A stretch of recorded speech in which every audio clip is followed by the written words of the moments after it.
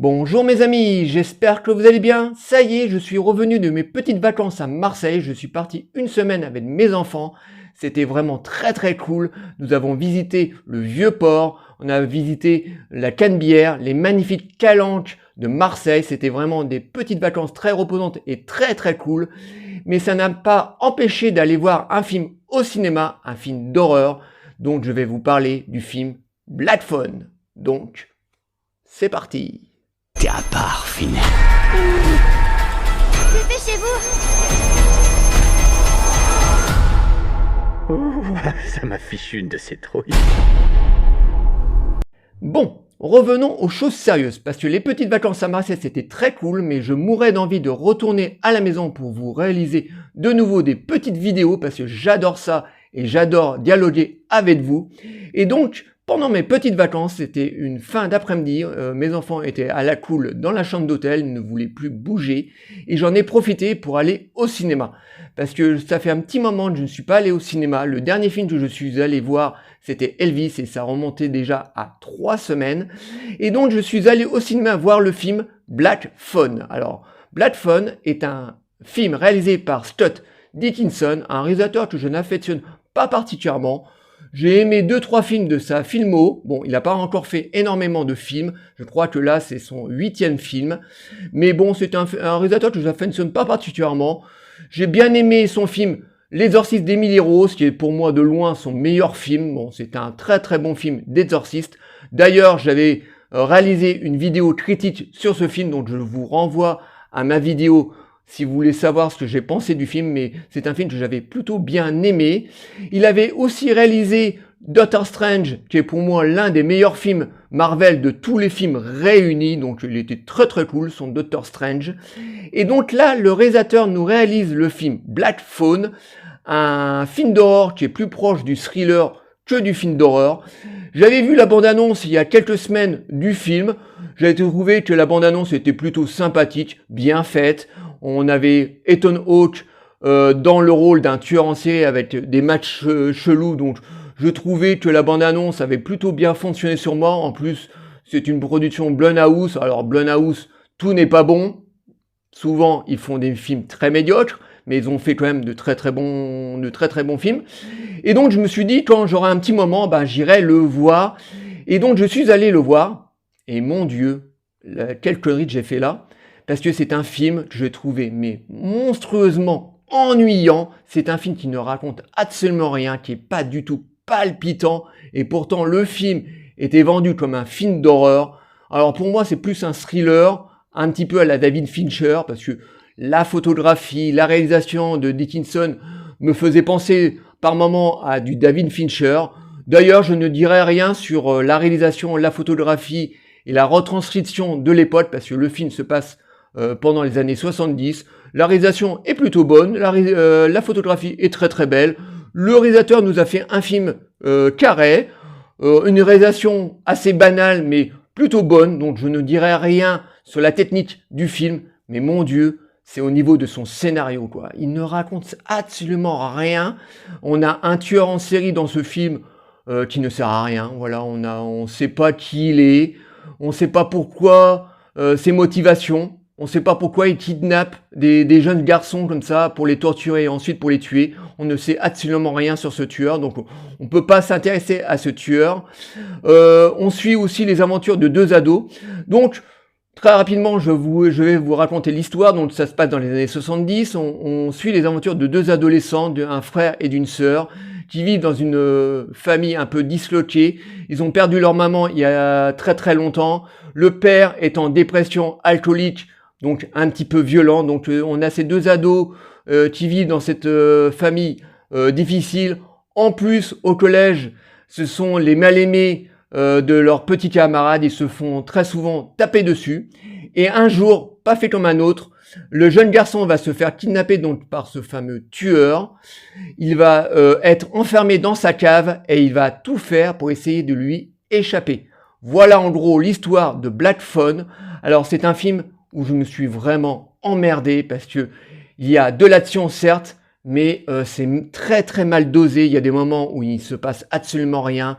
Il y a d'autres moments où on va avoir un petit peu d'action, mais franchement, c'est très très maigre en termes de tuerie. Voilà, on est vraiment plus dans un thriller que dans un film d'horreur. Je crois même qu'il y a juste un meurtre pendant 1h42 de film. Voilà, la plupart des autres meurtres sont suggérés, on ne les voit absolument pas. Donc, au terme de sa réalisation, par moment, Stuart Dickinson a voulu calquer un petit peu du David Fincher, un peu à la Seven. Bon, un tout petit peu quand même.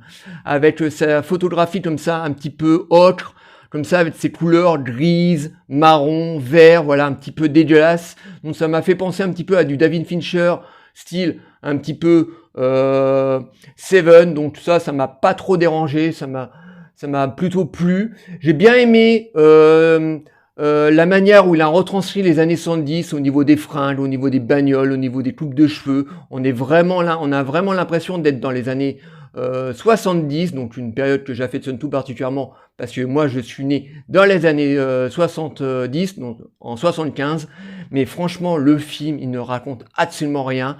Donc le tueur est joué par Ethan Hawke, c'est le seul grosse tête d'affiche qu'on a dans le film, donc le pauvre Ethan Hawke, il est tout le temps caché derrière un masque, des masques qui sont plutôt sympas, voilà, il a des masques très chelous avec des sourires carnassiers comme ça, ou un sourire comme ça, il change en permanence de masque, mais le pauvre, il a rien à jouer, quoi. Il a rien à jouer, voilà, il joue ce tueur qui kidnappe des gosses comme ça, mais malheureusement, le réalisateur nous délivre absolument rien sur le tueur, on ne connaît pas son passé, on ne sait pas ses motivations, on ne sait pas pourquoi il kidnappe donc ces gosses pour les tuer, on sait rien, donc on ne peut pas s'attacher à ce personnage, voilà, on peut pas vraiment l'aimer parce que on sait rien, voilà, c'est juste un tueur qui est posé là dans l'histoire et qui kidnappe des gamins. Le seul personnage qui est un petit peu intéressant, c'est le personnage du garçon, donc qui joue le rôle de sa nouvelle victime, voilà, qui va être enfermé dans cette cave. Et ce garçon, au bout d'un moment, va avoir la faculté d'entendre les anciennes victimes du tueur. Donc les anciennes victimes, donc des espèces de fantômes, voilà. En plus d'être un thriller, le réalisateur va nous donner des petites pointes de fantastique comme ça, qui se marie très très mal avec le thriller, je trouve, voilà, bon, au bout d'un moment, t'as le gamin, voilà, il a une espèce de faculté comme ça, de voir les fantômes des anciennes victimes du tueur qui vont commencer à l'aider de sortir de sa cave, voilà, il y en a un qui va lui dire, passe par la grille, bon, ça va échouer, il y en a un autre qui va lui dire, creuse, et après tu vas pouvoir partir, ça va pas marcher, donc le gamin comme ça va être aidé par les fantômes pour pouvoir sortir de sa prison, de sa cave, voilà. Au bout d'un moment, il va avoir bien sûr une confrontation avec le tueur, mais qui va durer 30 secondes, voilà. Le gamin va moucher le tueur très très rapidement, bien entendu. Il meurt. Bon, je vous spoil un petit peu la fin, parce que c'est vraiment un film très très médiocre, mais franchement, il n'y a rien à se foutre sous la dent dans ce film, à part peut-être le début du film, où on a un petit côté dramatique, voilà, on découvre donc ces deux jeunes enfants, donc ce frère et cette sœur qui évoluent dans cette famille franchement chelou. Voilà, ils ont pas beaucoup d'argent, ils ont une petite baraque. Leur père picole en permanence. Il est très violent avec eux. En plus, ils sont maltraités au collège. Donc, ce petit côté thriller dramatique était plutôt sympathique. Mais malheureusement, l'arrivée du tueur est beaucoup trop tardive. Voilà, faut attendre un petit quart d'heure pour que le tueur rentre en scène. Et en plus, franchement, le tueur n'a rien à proposer. Donc, c'est un film vraiment que je vous déconseille. La bande-annonce était vraiment mensongère. Moi, je pensais qu'on allait avoir beaucoup plus d'action de ça, beaucoup plus de tuerie. Bon, je demandais pas non plus un flot de sang, un flot de meurtres très graphiques, mais au moins j'aurais aimé un peu plus d'action, un peu plus de tuerie quand même, voilà, c'était quand même vendu comme un film d'horreur. Et là, on a un thriller très bas de gamme, certes très joli dans sa réalisation, très carré dans sa réalisation, mais où il ne se passe absolument rien. Le pauvre Ethan Hawke, il a intérêt à faire attention à sa carrière, parce que là, depuis quelques mois, quelques années, il joue des rôles franchement pas terribles, quoi. Voilà, on a l'impression qu'il cachetonne, quoi. Et on sait très bien qu'Ethan Hawke était un excellent acteur et franchement j'aimerais le voir un peu dans des rôles un peu plus consistants parce que là on lui donne le rôle d'un tueur mais franchement si on le voit aller 15 minutes dans le film parce qu'on le voit par Simoni comme ça on voit le film se concentre beaucoup plus sur le jeune homme voilà qui est plutôt bon hein. L'acteur le jeune acteur qui joue la victime la jeune victime est plutôt bon d'ailleurs pendant tout le long du film je sais pas, moi, la tête de ce gamin me faisait penser à Patrick Swayze. Je sais pas, je trouvais que il avait la tête de Patrick Swayze à 14 ans, quoi. Je sais pas. Je sais pas, pendant tout le long du film, j'étais comme ça, et puis je regardais. Putain, mais ce gamin-là, il a la tête de Patrick Swayze. Et le gamin était plutôt bon dans son rôle, voilà, même la gamine, hein. Mais le pauvre Ethan Hawke, on lui donne le rôle d'un tueur.